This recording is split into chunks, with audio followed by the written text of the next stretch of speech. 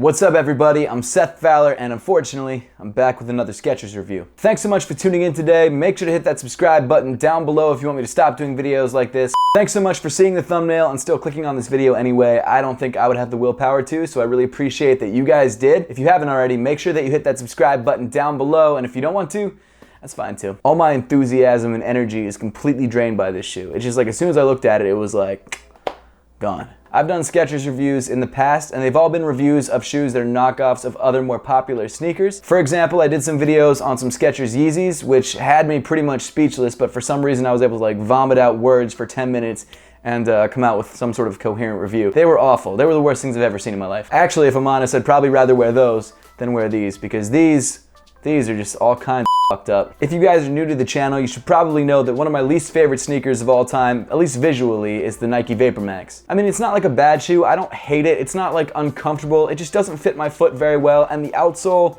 just looks so weird. And I totally get that it's innovative, and honestly, it doesn't look that bad. It's just not a great looking sneaker. And it also looks like football players should be wearing this, and not on their feet, in their mouths. And so when a brand that's notorious for making awful knockoffs decides to knock off a shoe that I already think looks like garbage, I mean, what can I say? They have somehow made a shoe that is 10 times worse than a shoe that I already dislike. And if you somehow still don't believe that this is a blatant knockoff of the Nike Vapormax, just look at them side by side. They're exactly the same. Even the friggin' traction pattern is pretty much identical. I just don't get why you would ever knock off a shoe like that. If you're gonna knock off a shoe that looks the way that the Vapormax looks, at least try and make it look better. Like, at least do something that makes it look good. Don't make it worse. Oh, by the way, the name of this shoe is the Skechers Air Atlas. Before we dive any deeper into this wreck, I guess, I think it's important that we take a look at the box. Now, first off, taking a look at the Nike Vapormax box, it's not a bad looking box. You've got some white, you've got some silver, it's simple, it's clean, it's a f***ing box, let's be honest. But then, you take a look at the Skechers box, and you're pretty much looking at a middle schooler's graphic design portfolio. By that I mean it's like an ad out of the Inquirer. Oh, designed in Los Angeles. Good. Holy shit. Comforts included? No way. There is nothing about this box that would ever make me want to buy this pair of shoes. But yet I still did. So something that they did worked. Skech Air by Skechers with air-cooled memory foam.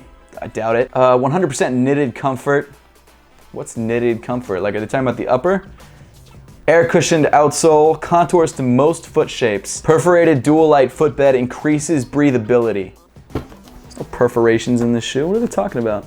It's glued down. No, they're lying. They're lying. Well, I guess, surprise, Skechers did something shady. Wow, the shoe looks worse in the picture. They made the shoe look worse in the promotional picture. That's an art form, my friend. So there's your quick look at the box. Sorry to put you through that, but you know what? I felt like it was necessary to show you what sort of caliber design quality we're working with on this sneaker. One other thing is that inside the box, you also get a dust bag. No way! Yo, they really put that on the bag? At first, I was gonna make fun of the fact that they put this drawstring bag into the box, and then I saw that this comfort included is actually their fucking slogan. That's their slogan, and they put it on the bag. That's a joke. They trademarked it. They trademarked comfort included. Good job, Skechers, on that one. Played yourself. I guess because they felt like this is one of their more premiumly priced shoes, it's $90 by the way, they should include like a premium touch. Maybe if they actually included the comfort, it'd be worth $90.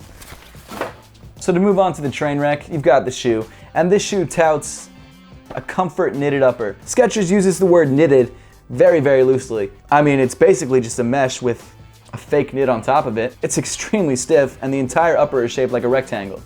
So there you go. The Vapormax, on the other hand, actually does have a very comfortable Flyknit upper that's also very breathable. It fits to your foot very nicely. It's the exact opposite of what this is. If you want me to be honest about it, this is the worst thing I've ever put on my foot. What's interesting is that this shoe is a $90 sneaker, and there are a lot of really excellent $90 sneakers out there from other brands. With this shoe, however, you're really spending your money to look like another shoe rather than actually getting any kind of genuine comfort. And that becomes painfully obvious when you put your foot into the shoe. The laces themselves are crap. They're just kind of like generic rope laces. They're just laced through these little loops that don't do anything. They're just kind of sewn into the upper. Doesn't actually tighten the shoe at all, just kind of crunches the upper together, which doesn't help anybody. The laces don't actually even match the shoe. They're just a completely different shade of black with 3M hits that aren't even 3M. They're just kind of gray hits. I didn't notice that before. Then you've got this really weird sort of like stretchy tongue that says Skechers on it in this vertical sort of text, which Again, weird choice. I really hope that you don't ever put your foot into this shoe, but if you ever do, you'll notice that it is unbelievably hot. And it's like they modeled the inside of the shoe to fit more of a block of wood than an actual foot. I mean, you can see by just looking at the top of the shoe, this shoe looks like it's based off of a foot. This, I don't know what they were basing this off of. But you know what? Hey, if you do have a foot that's shaped like a rectangle, you're set. You're perfect. There's pretty much no padding on the upper to speak of. I mean, that's true for the Vapormax as well, except for this, it actually feels like you have like fabric or like a knit cloth over your foot.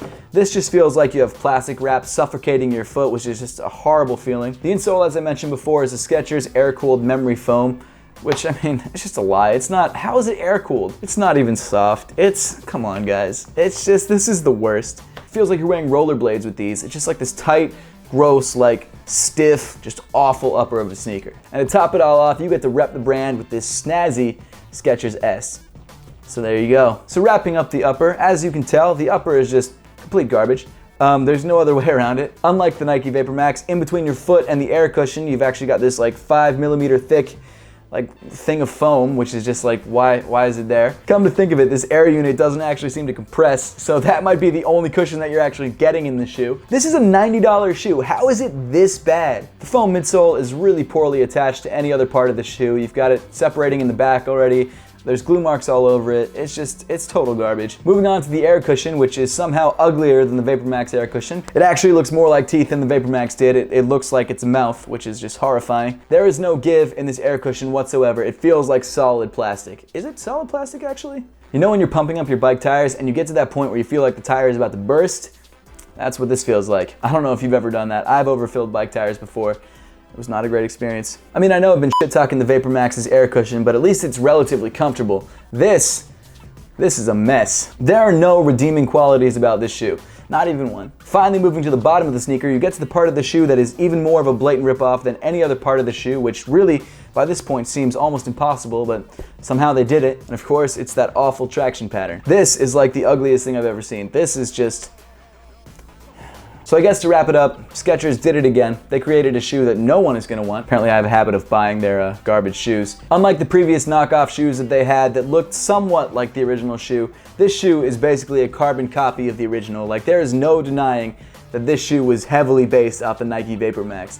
And the thing is, like, it looks worse. It looks worse. I mean, what's going on with the upper? It looks like a knit boot, like a knit low-top boot. Why did they do that? And why did they put this outsole on the shoe too, and this midsole, and just the whole thing? Like, why did they do this? What blows my mind the most about this sneaker, what I just can't get out of my head, what really just like kind of like weirds me out about this shoe is that they're charging $90 for this. You can find Vapormaxes on sale for less money. You can find the real shoe on sale for less than the knockoff. This is gonna look dumb as hell, but I'm illustrating a point, so just bear with me.